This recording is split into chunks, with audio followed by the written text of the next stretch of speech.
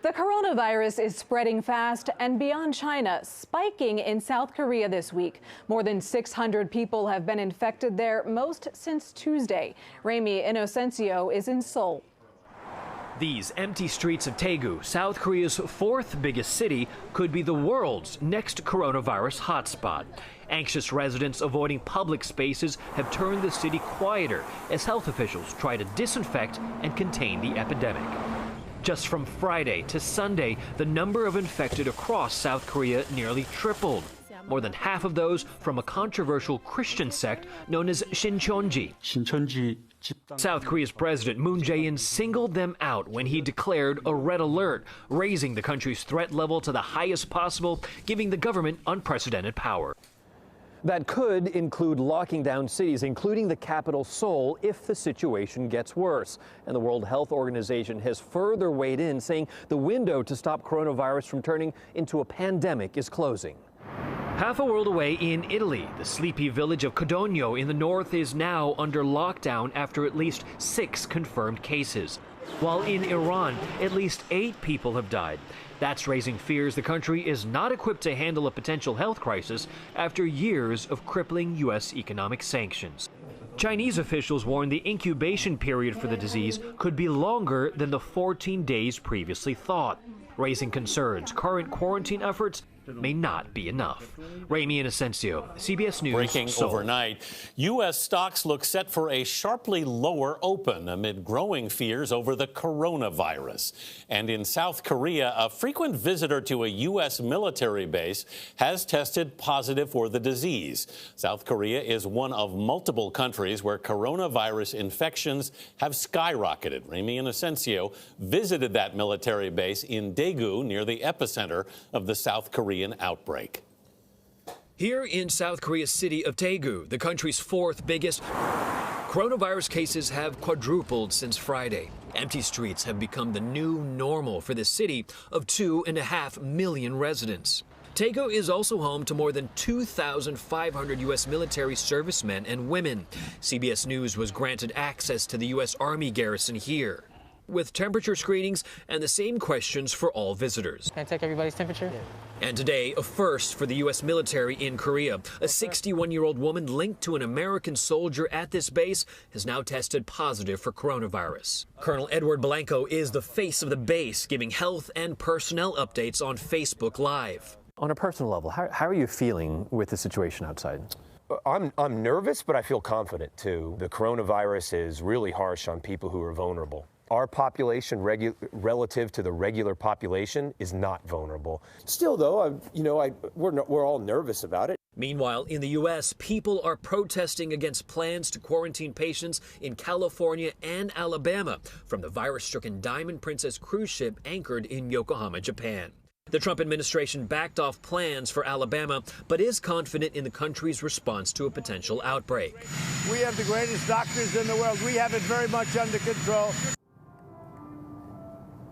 And here in Daegu, this city is basically under a state of emergency, but not under an official lockdown. Well, at least not yet. As for the capital, Seoul, the government is under increasing pressure. For example, the Parliament building has now been shut for its first time in history. That's after a man who is now confirmed to have the coronavirus walk through its doors last week. Tony? Remy Inocencio in Daegu, South Korea. Remy, thank you very much. We're also following breaking news on the financial markets right now. Stocks around the globe have tanked due to concerns over the coronavirus. And Dow futures are down more than 800 points right now. CNBC's Dominic Chu is standing by with more on this. Dom, what do we know? All right, so Mika, what we have right now are markets, like you said, precipitously selling off. And what this has to do with is the spread of the coronavirus. Now, we've known for quite some time that the Chinese cases have been escalating, but now it seems as though investors have turned their attention to what's happening overall with cases outside of China. Two countries in particular, guys, are the ones in focus.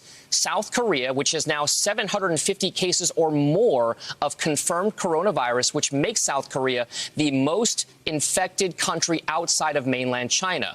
Also, what's happening in the continental European situation, Italy. That particular country has now seen over 130 cases and 5 deaths tied to this particular virus. That means the European side of things are seeing that kind of spread as well. So between South Korea and Italy and the escalating numbers there, that's the reason why you're seeing markets sell off the way that they are. The issue now is whether or not we do see a situation where governments intervene even more, and that's what traders and investors will be looking closely for.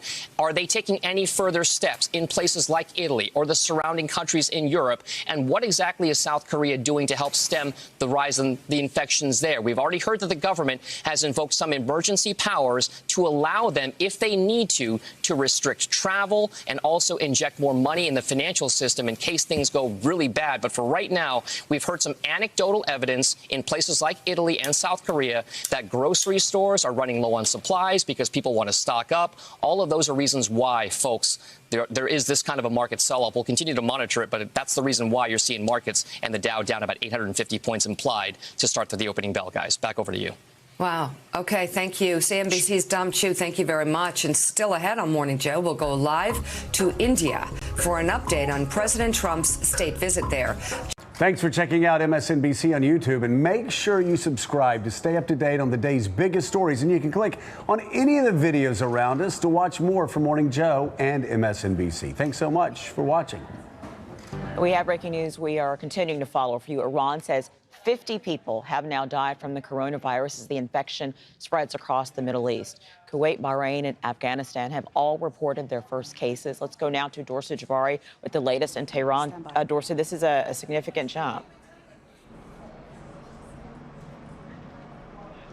Yes, not only that, but just a few minutes ago, we've been hearing from the elected member of parliament from the city of Qom. That is, of course, the epicenter of where this coronavirus was first reported. He is accusing the health ministry of not being transparent with the official death toll. He claims that more than nearly 50 people have already died from the virus in Qom. Now, this is something the health ministry has not confirmed yet, but it is something that the MP from Qom is saying has taken place. He says that also the number of people that have been confirmed to have the virus is also much higher than what the health officials have said so far. Now, according to the health ministry, the number of deaths has risen, and as has the number of people that have been confirmed to have this disease. This is something the Iranian authorities are very, very cautious about. The President Hassan Rouhani has said that he's given the health ministry all the powers they need to control this disease. We've also been hearing from various other international airlines. Turkish Airlines has already canceled all flights in and out of Iran as of this morning. We also just heard from the Qatari Health Ministry that any passengers traveling to Qatar from Iran as well as South Korea will be quarantined for the 14-day period as soon as they enter the country. This is in line with what measures other neighboring countries have been taking with Iran. Countries such as Iraq, Afghanistan, Pakistan, Turkey, they've all closed their land borders as well. The officials here are adamant that they have the situation under control. They are asking people to be cautious when they go out in public spaces. All universities and schools have been closed until next week in about 2/3 of the country, as well as all sporting events and theater events as well have all been canceled. There is a sense from many people here that they need to be very cautious, and they also are not heavily secure in what the information is that is coming out from the health ministry. They are urging their officials to be more transparent and to tell the public what they really know in terms of the actual facts that they have. So what more do we know?